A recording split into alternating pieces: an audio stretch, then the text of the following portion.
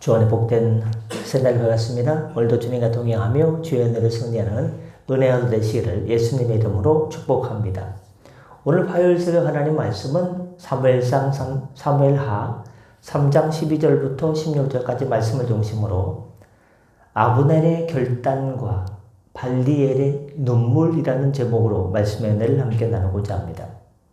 어제 우리는 사울의 군대 장관 총사령관 아브넬이 사울의 아들 이스보셋에게 모욕을 당한 다음에 내가 유다의 계물이냐 하면서 화를 냈죠. 하나님의 맹세를 선포하며 나는 이제 다윗 집안에 충성할 것이다. 사울의 집안과는 오늘부로 끝이다. 이런 식으로 돌아서는 장면을 보여주었습니다.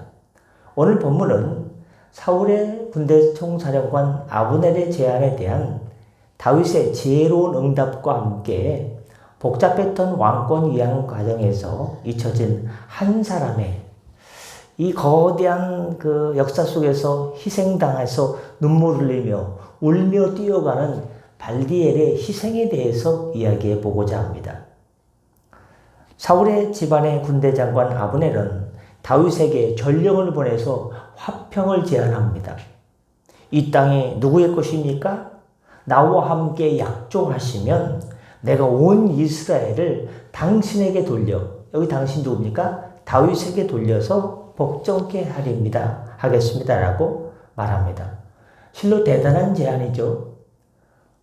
이제 다윗이 싫다고 사윗 왕가의 그런 왕조의 불씨를 살리겠다고 이렇게 세력을 해가지고 도망가고 배척했던 그 사람이 이제 다윗에게 당신 편이 되겠습니다.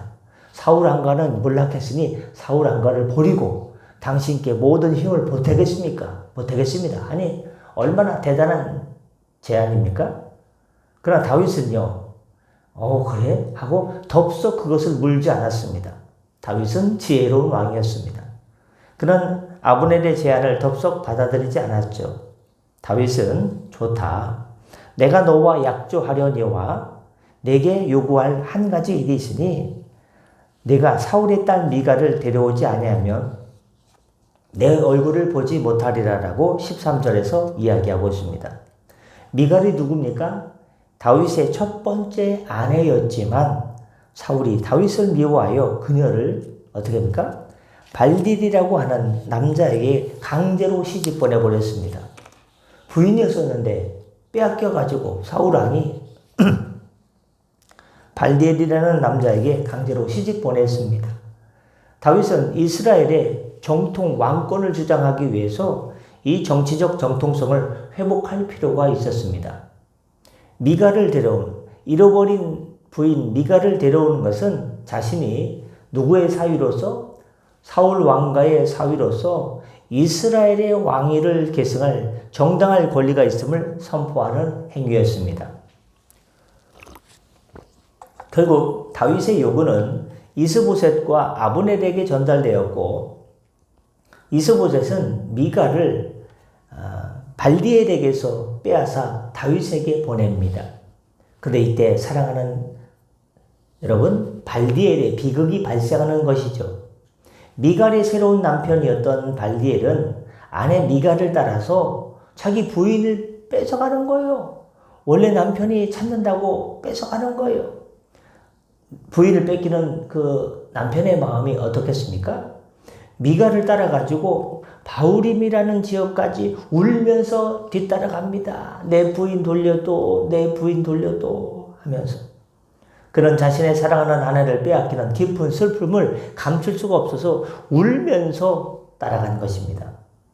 그러니까 아브넬 장관이 사울의 군대 장관 아브넬이 뭐합니까? 돌아가세요. 돌아가세요. 돌아가라고 명령하자 남편 발디엘은 울면서 부인을 포기하고 집으로 돌아갈 수밖에 없었습니다. 이 장면은 왕권의 교체라는 거대한 정치적인 흐름 속에서 개인의 사랑과 눈물이 얼마나 무력하고 비극적인 희생을 당하는지를 보여주고 있습니다. 하나님의 섭리가 이루어지는 그 길목 가운데 인간의 고통 또한 존재함을 우리는 잊어서는 안 됩니다. 오늘 본문을 통해서 우리가 얻을 교훈 첫 번째는 뭐냐? 신앙의 정통성은 하나님의 말씀과 아주 정당한 과정으로 확립해야 되는 것입니다. 다윗은 아브넬이 군사적 힘을 보태겠습니다 했을 때 그 군사적 힘만 좋습니다. 이게 웬 떡입니까? 하고 덥석 받아먹지 않았습니다. 그는 미가를 대신 데려오는 것으로 협상 조건을 내세웠는데 이는 정치적 정통성을 확립하기 위함이었습니다. 미갈은 사울의 딸입니다. 사울 왕가의 그런 딸과 결혼함으로써 나는 이 왕권과 연결되어 있다. 뭔가 근거를 주장하기, 정통성을 주장하는 근거였습니다. 여러분, 우리의 신앙과 믿음의 사역도 마찬가지입니다. 우리는 어떤 정통성 위에 서야 됩니까? 하나님의 말씀의 정통성 위에 서야 되는 것입니다. 세상적인 편법이나 세상적인 힘에 의지하는 것이 아니라 하나님의 말씀의 정통성 위에 서야 우리의 믿음이 이런 일이 터지든 저런 일이 터지든 이런 일이 있든 저런 일이 있든 흔들리지 않고 말씀만 붙들고 말씀의 반석 위에서 하나님의 주신 그 믿음을 유지할 수가 있는 것입니다. 사사로운 감정이나 인간에 의지하거나 그러면요, 믿음이요 어떻겠습니까? 흔들리는 태평양 가운데 흔들리는 폭풍 가운데 흔들리는 돛담배처럼 왔다 갔다 하다가 뒤집어질 것 아니겠습니까? 그러면 안 됩니다. 고대 로마 시대 건축가들은 건물을 지을 때 석회와 시멘트를 사용했습니다. 당시 시멘트가 좋은 품질인가 시원찮은 건가 확인하는 가장 정직한 방법은 완성된 벽이 마른 다음에 그 위에 서서 칼로 흠집을 내보는 것이었습니다. 만약 석회가루가 부스스 떨어지면 공사가 잘못된 것이지요. 하지만 흠집이 생기지 않고 단단하면 이 시멘트는 좋은 것이다 정품으로 인정받았습니다.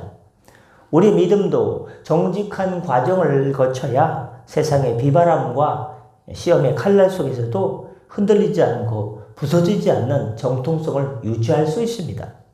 오늘 본문을 통해 얻을 수 있는 두 번째 교훈은 거대한 역사 속에서도 발생하는 개인의 눈물을 우리가 외면하면 안 된다는 것입니다. 발디엘의 눈물, 아내를 뺏긴 남편의 눈물, 바울임까지 쫓아오면서 울면서 부인, 내 부인을 왜 뺏어갑니까? 줬으면 됐지, 왜 뺏어갑니까? 그 울고 있는 이 발디엘의 눈물을 우리가 어떻게 볼 것이냐? 하나님의 큰 역사를 위해서 이거는 모른 척 해야 될 것이냐? 아닙니다. 아는 척 해야 됩니다. 어떻게? 외면하지 말고 불쌍히 여겨야 됩니다. 왕국이 바뀌고 사울 왕국이 지는 해가 되고 뜨는 해는 누굽니까? 다윗의 왕국이죠. 이렇게 평화가 찾아오는 거대한 하나님의 역사의 강물 속에서 발디엘은 아내를 빼앗기고 울면서 집으로 돌아가야 했던 개인의 희생을 상징하고 있습니다. 하나님의 역사 가운데 뭐도 있을 수 있다? 개인의 눈물과 희생이 있을 수 있다는 것이죠. 그의 눈물은 비록 성경에서 짧게 묘사되었지만 하나님의 나라가 이루어지는 과정 가운데 인간의 아픔과 상처가 슬픔이 있을 수 있음을 잊지 말라는 경고입니다. 우리는 거대한 사명에 몰두하느라 주변의 작은 이들의 고통을 외면하는 우를 범해서는 안 됩니다. 하나님의 의를 위해서 희생해야지. 눈물 흘린 자들의 눈물을 외면해서는 안 됩니다. 댐을 건설할 때 수많은 가정이 삶의 터전을 잃고 이주해야 됩니다. 댐은 국가적인 이익과 전력 공급의 수적 발전이라는 거대한 목표를 이루지만 그 지역에 평생 3대, 4대 이렇게 몇백 년 살던 수몰 지역 주민들의 눈물과 그들이 이주함, 고향을 떠나야 되는 슬픔, 그런 희생 없이는요, 댐을 건설할 수가 없는 것이죠. 우리 교회 공동체나 사역에서도 큰 비전을 세우고 쫓아갈 때 희생을 감수하는 작은 봉사자들이나 상처 입은 영혼들을 지나쳐서는 안 됩니다. 예수님은 잃어버린 한 마리 어린 양을 위해서 몇 마리 양을 두고서 길을 찾아 나섰습니까? 99마리의 양을 두고 잃어버린 양 한 마리를 찾아 나서신 분, 눈물을 흘리는 한 사람, 눈물 흘리는 발디엘을 찾아 나선 분이라는 것을 기억하시길 바랍니다. 끝으로 오늘 본문을 통해 얻을 수 있는 세 번째 교훈은 하나님의 뜻은 결단과 희생을 통해 완성됨을 기억하십시오. 하나님의 뜻, 하나님의 의가 이루어지는 것, 하나님의 나라가 이루어지는 과정 가운데는 두 가지가 있습니다. 그것도 두 가지가 뭡니까? 오늘 말씀의 제목이죠. 아브넬의 결단이 필요합니다. 사울의 군대 장관이고 사울의 나라를 세우기 위해서 꺼져가는 불씨, 사울 왕은 죽었지만 그 아들 이스보셋을 대신 왕으로 세워서 다시금 일으키려는 그 사람에게 하나님께서 은혜를 주시고 뜻을 바꿔주시니까 이제 나는 하나님께서 다윗에게 약속하신 대로, 맹세하신 대로 다윗의 나라, 즉 하나님의 나라를 위해서 나는 다시금 돌아서겠다라는 결단이 필요하고 또 발디엘의 눈물도 있다는 것을 기억해야 됩니다. 다윗 왕국의 통일은 아브넬의 결단과 발디엘의 희생. 발디엘의 희생이 뭡니까? 사랑하는 아내를 놓아줄 수밖에 없는 희생이라는 두 가지 축을 통해서 가속화되었습니다. 아브넬의 결단은 정치적인 환경을 사울 왕과의 집안에서 다윗 왕과의 집안으로 확 쏠리게 했고, 발디엘의 희생은 다윗 왕국의 정통성을 확보했습니다. 하나님의 나라는 우리가 단순히 소극적으로 하나님의 나라가 임해야 되는데 하나님의 나라가 임해야 되는데 어떻게 해야지 하고 소극적으로 기다릴 때가 아니라 잘못된 관계를 끊어내는 용기 있는 결단과 아브넬과 같은 잘못된 것이 있다면 끊어내는, 도려내는 아픔이 있겠죠. 그런 결단과 나의 사적인 욕심을 내려놓는 희생을 통해서 완성되어 간다는 것입니다. 여러분, 하나님의 미랄이 땅에 떨어져 썩어야 많은 열매를 맺는다는 성경 말씀처럼 모든 위대한 성취 뒤에는 반드시 희생이 있습니다. 어떤 위대한 일들 뒤에는요, 땀 흘리고 눈물 흘린 자들의 수고와 기도에 눈물이 있습니다. 교회가 그렇게 세워져 가는 것입니다. 가정도 서로 희생해야 세워져 가지 않겠습니까? 서로 내 주장만 하면요, 맨날 괴롭죠. 그것이 천국이 되겠습니까? 종교개혁자 존 웨슬리는 그의 안락한 삶과 명예를 포기하고 거리로 나가 복음을 전파하는 결단을 내렸습니다. 가만히 있어도 목회 너무 편하고요. 너무 좋고요. 그렇게 살만하다고 할 수 있어요. 그러나 거리로 나가서 복음을 전파했습니다. 그런 결단을 내렸습니다.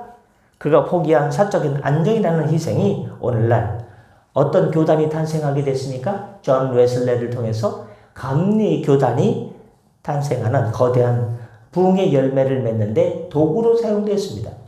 여러분의 삶 속에서 하나님의 뜻을 이루기 위해서, 하나님의 의를 이루기 위해서, 하나님의 나라가 확장되어 가기 위해서 여러분이 결단하고 내려놓아야 될 발디엘의 몫이 무엇입니까?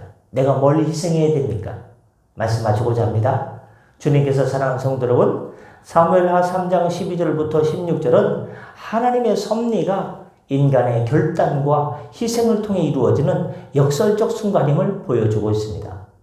다윗의 지혜로운 정통성 회복은 아브넬의 결단을 통해서 실행되었고 발디엘의 눈물이라는 슬픈 희생을 수반해야만 됐습니다.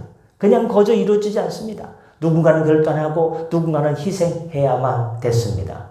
오늘 우리도 정당하고 순결한 방법으로 주님의 뜻을 구하며 어디에 반석, 어디에다가 정통성, 나의 신앙과 믿음의 정통성을 어디에 두어야 됩니까? 하나님의 말씀 위에 정통성을 두을 때 어떤 일이 있든지 흔들리지 않고 주여, 어떤 일이 있든지 주여 하고 믿음으로 흔들리지 않고 믿음의 항해를 잘 해낼 수 있습니다. 그 과정 가운데 때로는 아브넬의 결단도 필요하고 때로는 발디엘의 눈물도 필요합니다. 하나님의 뜻을 이루기 위해서 주여, 제가 잘 되는 것도 하나님 나라를 위해서, 제가 어려운 것도 하나님 나라를 위해서, 먹든지 마시든지 무엇을 하든지 하나님 나라의 영광을 위해서, 하나님 나라의 확장을 위해서, 하나님의 뜻을 이루기 위해서, 하나님의 의를 이루기 위해서 사용하여 주시옵소서. 주여. 그래서 그 주여 신앙이 되다는 겁니다. 하나님 나라를 위해서 그렇게 그 두 가지를 기억하시고 승리하시는 믿음의 항해자 되시기를 주 예수님의 이름으로 간절히 축원합니다. 기도하겠습니다. 사랑과 공의의 주님, 오늘 말씀을 통해서 하나님의 뜻을 이루기 위해 지혜와 결단을 배우게 하시니 감사합니다. 우리 인생에서 아브넬의 결단도 주시고 발디엘의 눈물이 있음도 기억하고 그것을 외면치 않고 잃어버린 한 마리 양을 찾기 위해서 99마리 양을 두고 찾아간 길을 나서신 예수님의 마음으로 살게 하시고 예수님의 심장에 고동을 주시고 하나님 보혈의 능력, 성령의 능력으로 이 믿음의 길을 하나님의 말씀이라는 정통성을 붙잡고 달려가게 하여 주시옵소서. 오늘도 함께하여 주옵소서. 축복하며 예수님의 이름으로 기도드립니다. 아멘. 다 같이 자로 기도하시고 편하게 들어가시겠습니다.